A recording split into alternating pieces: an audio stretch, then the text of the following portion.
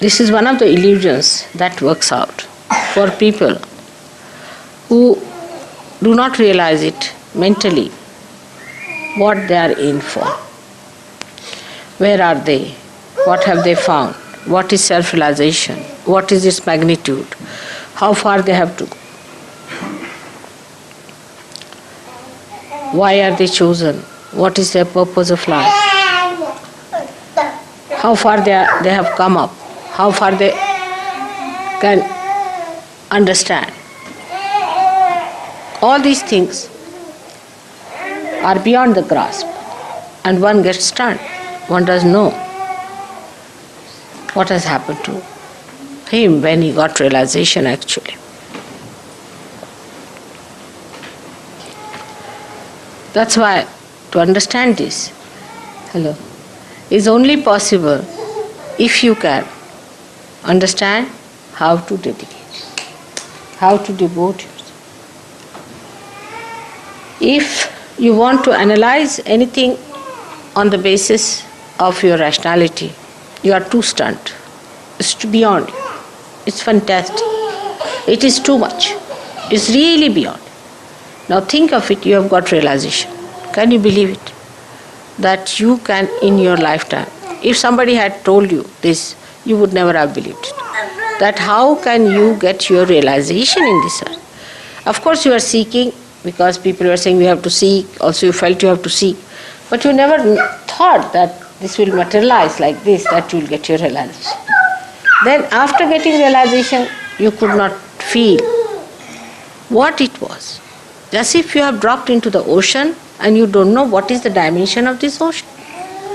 How far you have gone into it. What is it? Where are we? What is our purpose? To add up to all the mess, we become thoughtless. So you cannot even find out as to rationally what it is.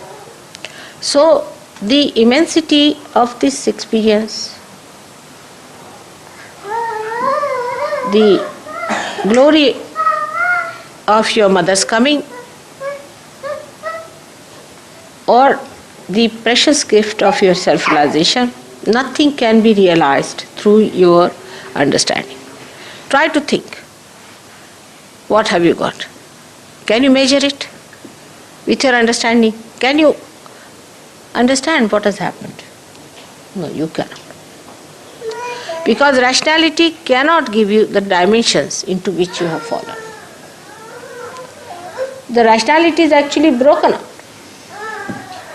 There is no rationality left now anymore to even communicate as to what you have been seeking and where have you landed.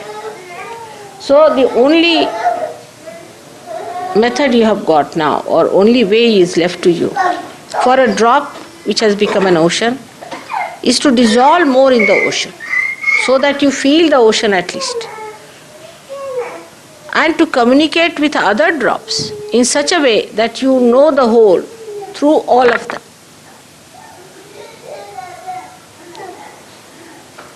So first is a complete devotion. It's very important. In this incarnation only, it is so very important, because you have got realization. If you did not have realization, all right, murmuring souls, all right, half-baked people, all right, little bit misbehaving, all right. This can be forgiven, that can be forgiven. Everything is forgiven. To look at it, everybody thinks that mother is forgiving us. But that's not the point. I am forgiving because of my own nature. But you do not take it for granted. You are harming yourself by accepting that forgiveness. If you all the time think, oh mother, you are so forgiving, please forgive me, you are already forgiven as it is. Once you call me mother, you are forgiven. But what's the advantage? You don't have any advantage of that. You are a loser. And this point, at least rationally, if you understand, then you will understand what is a devotion. So in devotion, of Sahaja Yoga, one has to realize that the things that are in Sahaja Yoga, that you have seen in Sahaja Yoga, are beyond your mind. First thing. Definitely they are beyond human conception. So at human level, you do not discuss them and you do not talk about them. But on the collective level, you can talk.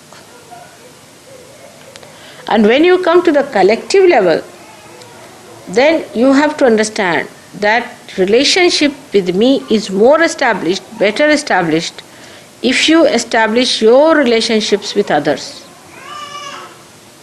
in a very collective and homogeneous way. As I told you, the drop becomes the ocean, and the drop has to become the ocean by dissolving all its dropness with other drops, and all the drops dropping their dropness become the ocean ultimately. So we'll see that devotion is double-wedged. One is to each other and one is to your mother. In Sahaja Yoga, whatever I see, you cannot see. This is proved or not to you people? Or you want more proofs? Now it is proved that mother sees much beyond us and whatever she sees happens. So anybody who tries to play tricks with mother is actually playing tricks with himself.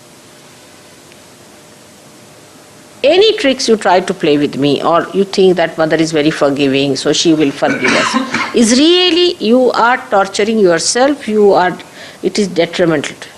Many people are there who will say that it is my left swadhisthana. Some will say I was possessed, there was bhoot. Somebody will blame something else. Whatever you are blaming, actually who is asking you the explanation? It's only you asking yourself. You are not facing yourself. So the devotion to me means actually facing to yourself. You face yourself first of all and see for yourself what are you doing. You are your own enemy. Nobody is your enemy. Your mother is not, definitely. She is not your enemy by any chance. And no bhoots are your enemies in the way, if you do not allow them, they can't be there. No evil person is your enemy because he cannot be effective if you are spiritually equipped. So you are your own enemy is decided now. The only way to get rid of that enemy of yours, you have to dedicate. Supposing you say that I have faith in mother or in God. So you are holding on to something, isn't it? And you are discarding something. But this hold has to be very strong. Rationally, if you are at that time when you are sinking, will you rationalize whether I should hold the hand of this person who is saving is correct or not? No, your grip will be very strong. It will be extremely strong, and you will grip it with full force, with full faith that somehow or other save me. And that kind of a feeling should be within us, that I am a person who is sinking because of myself. And if I am to be saved, I have to be absolutely, completely submerged in Sahaja. Absolutely, I have to become one with it. Then only I can be saved. Because at this level where you are realized souls of a higher level, now for a next jump, as I was saying to you, is devotion. Anything else has to be secondary under the circumstances. If it is primary and your attention is still on that, then you cannot have this second jump. First jump you have already done, you have got your realization.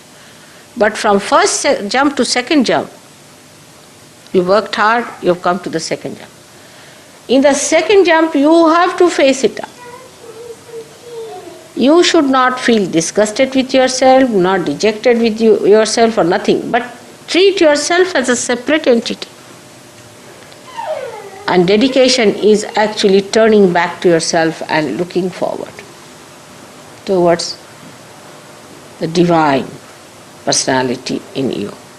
Once there is divine personality in you, there's no problem of devotion. You'll just become one with it. You start enjoying it.